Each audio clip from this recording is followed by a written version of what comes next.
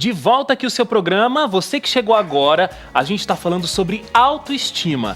Eu tô aqui com a terapeuta familiar, a Deise Reis. A gente estava falando dos prejuízos que uma baixa autoestima pode trazer para o indivíduo, mas a gente até vai falar um pouquinho mais daqui a pouquinho sobre isso. Agora, a pergunta que eu deixei ali antes de ir para o intervalo, né, Deise, é: a autoestima elevada pode trazer algum tipo de prejuízo?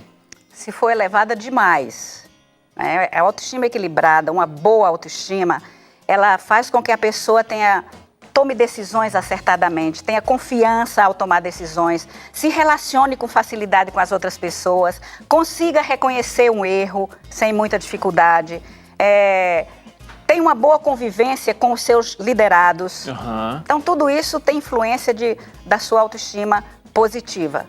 Então, de uma maneira geral, a pessoa que tem autoestima positiva, ela tem um contexto positivo, ela produz um ambiente positivo em torno de si. Agora, voltando a falar na baixa autoestima, no bloco anterior também você comentou sobre essa autoestima sendo desenvolvida ainda ali na infância. E você comentou a participação dos pais nisso. Vamos tentar explorar um pouquinho mais isso. É fundamental a participação do pai na criação da autoestima de uma criança? É totalmente fundamental. Quer dizer, basicamente a autoestima no início da vida é formada pelos pais. Sim. É claro que todas as outras pessoas que estarão interagindo com a criança terão influência também sobre a formação da sua autoestima. Mas ninguém tem um poder tão grande quanto os pais na formação da autoestima. Por quê? Porque é muito forte, tem muita credibilidade para um filho a palavra dos pais. Então, se o bebê é rejeitado, se ele não era um bebê esperado, se ele é um bebê que não foi bem aceito, ele já vai sentir isso. E isso já vai se refletir na formação da sua autoestima, sem dúvida nenhuma. Ali antes de nascer. Até antes de nascer. Bom, e aí depois ali na primeira infância, o que o pai diz é lei absoluta, né? Então, às vezes, porque não é fácil, uma criança muitas vezes tira os pais do sério. Com certeza. Não é? Então, muitas vezes, sem ter nem noção do que você está fazendo, você diz para o filho: você é burro, mas você é terrível, você só me envergonha. E você não sabe que você está esmagando a autoestima do seu filho ou construindo uma autoestima defeituosa. Porque a sua palavra faz o filho pensar: eu não tenho valor, o meu pai, ele não acredita em mim, o meu pai ou a minha mãe não gosta de mim. E por mais que o pai diga: eu te amo, se as ações, ou a mãe disser, mas se as atitudes não demonstrarem isso, tem uma história muito interessante que demonstra o que eu quero dizer. Um garotinho, cada dia que o pai chegava do trabalho, um executivo muito ocupado, ele: papai, joga bola comigo. E o pai: filhinho, eu não tenho tempo, o papai é muito ocupado. Mas olha, abraçava e beijava o filho, que é importante para o desenvolvimento da autoestima, abraçava e beijava e dizia: papai te ama, que é importante para o filho ouvir que é amado. Tudo isso faz parte, mas a sua atitude tem que estar de acordo com o que você fala. E aquele pai nunca tinha tempo, mas toda vez que o filho pedia, ele abraçava e dizia: papai te ama. Um dia o filho disse: papai, eu não quero que você me ame, eu só quero que jogue bola comigo. Ou seja, não adianta a palavra vazia, né? A palavra separada da ação. Exatamente. Para o filho desenvolver uma boa autoestima, você precisa dizer ao filho que ele é amado. Você precisa fazer com que o filho se sinta amado. E como é que o filho vai se sentir amado? É quando você gasta tempo com o filho. E para nós adultos, às vezes estar com uma criança é perder tempo. Mas não é. Então, é brincar com o filho, é conversar com o filho. Conversar assim, olho no olho. Porque esse contato visual é muito importante na formação da autoestima de uma criança. E você estava falando sobre o pai dizer: você é burro, ou você só me envergonha, ou coisas do tipo. Isso, o pai está dando um rótulo para a criança e ela aceita aquele rótulo e ela acredita que ela realmente é aquilo, né? Então, o pai que fala que a criança é burra, mas você não consegue aprender. O irresponsável, por exemplo. Mesmo que a criança não tenha qualquer deficiência mental, ela vai assumir aquela posição de não consegue aprender, tem menos inteligência do que as outras pessoas, e isso vai ser muito difícil de conseguir se livrar, né? Consegue lá adiante, mas é doído. Essa criança vai ter, essa criança, quando se tornar um adulto, ela vai ter uma necessidade de demonstrar ou uma necessidade de ser aceita pelo pai, que disse isso tantas vezes. Então, tudo ela vai fazer, mesmo inconsciente, tentando mostrar ao pai, eu tenho algum valor, olhe para mim. Isso não é uma coisa consciente. E o que me dói é que muitas vezes nós, pais, fazemos isso sem nenhuma intenção, é claro, de prejudicar a autoestima de um filho, mas prejudicamos. Prejudica fortemente. E depois, quando a criança vai crescendo, e é o adolescente, é importante que os pais deem o suporte da boa autoestima nessa primeira infância, porque o adolescente, ele já sofre, a sua autoestima é muito fragilizada, porque ele dá o estirão, porque ele fica meio desengonçado, porque ele fica meio feio, o nariz fica grandão. Aquela voz desengonçada. A voz desengonçada, então ele fica todo atrapalhado. E a gozação dos amigos. Então, é um período difícil a adolescência. Se a criança teve um suporte dos pais e já tem uma boa autoestima, ela vai enfrentar essa parte da adolescência sem muita dificuldade. E também vai sempre se voltar para os pais para ter um feedback do seu valor.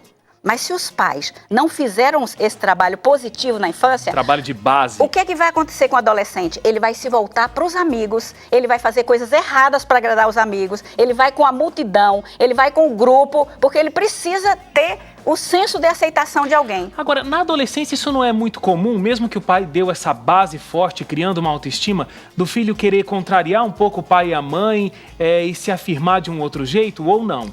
Sim, é comum. É comum. É comum, porque é a busca da identidade. Sim. É a busca do seu próprio eu. Mas, quando o filho recebeu um suporte positivo na infância, de valorização, de aceitação, demonstrando que você é competente, meu filho, eu acredito em você, você pode...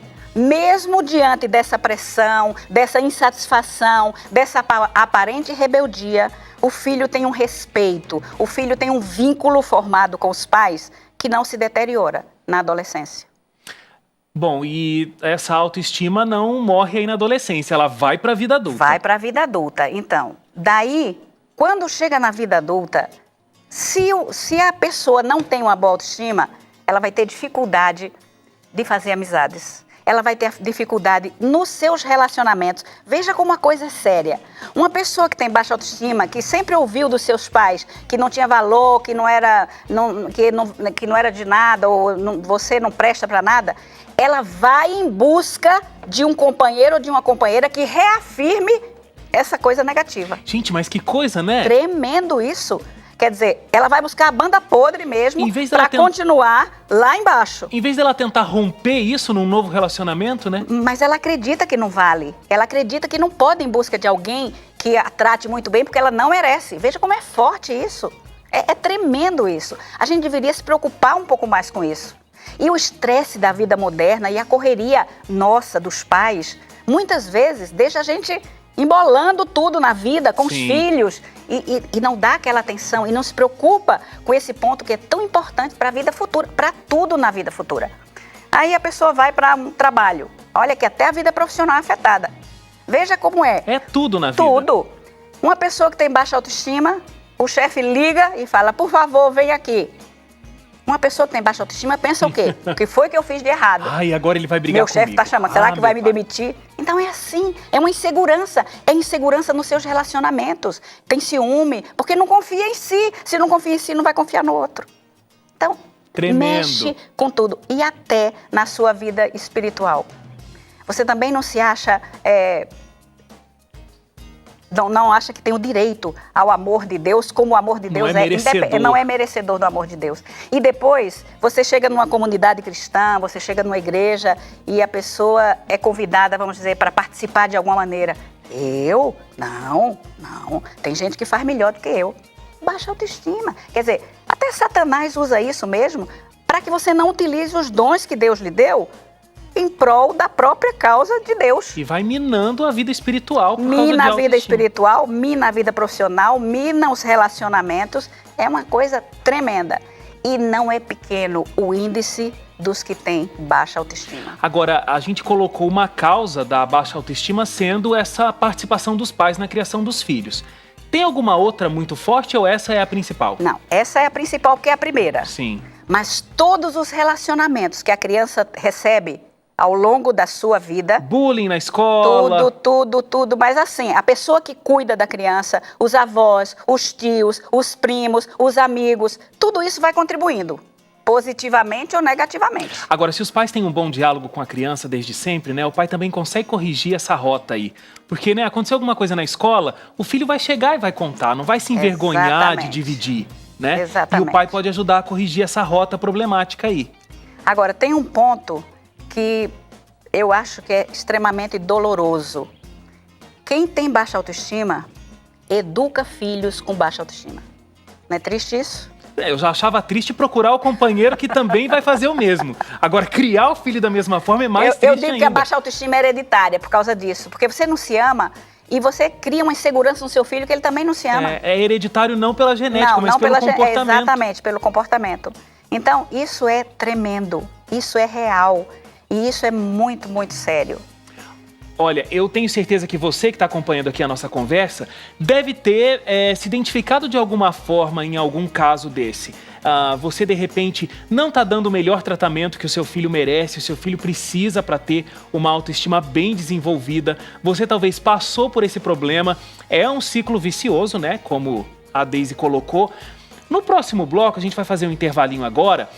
Existe solução. A gente estava conversando aqui no intervalo, a Daisy tem alguns pontos para tratar com a gente de como você pode buscar, melhorar, resolver essa autoestima. Não vai ser fácil, vai ser um trabalho árduo, mas existe chance de você quebrar esse ciclo e melhorar a sua autoestima. Sai daí então, intervalo rapidinho, a gente volta com essas dicas para a gente melhorar, ter mais autoestima e com certeza ser mais feliz. Não sai daí, a gente volta já.